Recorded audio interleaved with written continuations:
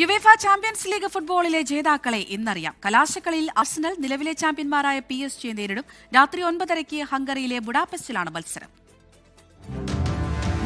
ബുഡാപെസ്റ്റിൽ block buster ബാറ്റിൽ.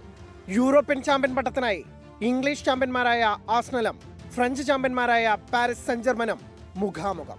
22 വർഷത്തെ കാത്തിരിപ്പിനൊടുവിൽ premier league ചാമ്പ്യന്മാരായ ആഴ്സണലിന്റെ ഇനിയുള്ള ലക്ഷ്യം ക്ലബ്ബ് ചരിത്രത്തിലെ ആദ്യ UCL കിരീടം.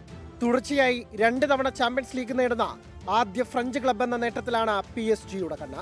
ഒറ്റ മത്സരം തോൽക്കാതെയായിരുന്നു ഗണ്ണേഴ്സിന്റെ ഫൈനൽ പ്രവേശം. മാർട്ടിൻ ഒഡേഗാർഡും ബുക്കായോ സാക്കയും ഡെക്ലാൻ റൈസും സുബിമെന്റിയും മാർട്ടിനെല്ലിയും ഡേവിഡ് റയയും എല്ലാം ഉൾപ്പെടുന്ന മൈക്കൽ ആർട്ടേറ്റയുടെ ആയുധപ്പുര ലോക ഫുട്ബോളിലെ തന്നെ ഏറ്റവും മികച്ചത്.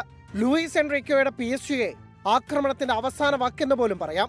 Usman Dembele, Khvicha Kvaratskhelia, Desire Doue, Vitinha, Achraf Hakimi, Nuno Mendes. ആദ്യ സെക്കൻഡ് മുതൽ ആഴ്സണൽ ഗോൾ മുഖം കരുതിയിരിക്കണം. കഴിഞ്ഞ സീസണിൽ സെമിയിൽ ആഴ്സണലിനെ വീഴ്ത്തിയതിന്റെ ഓർമ്മകളും PSG-ക്ക് മാനസിക മുൻതൂക്കം നൽകുന്നു. Sports desk 24.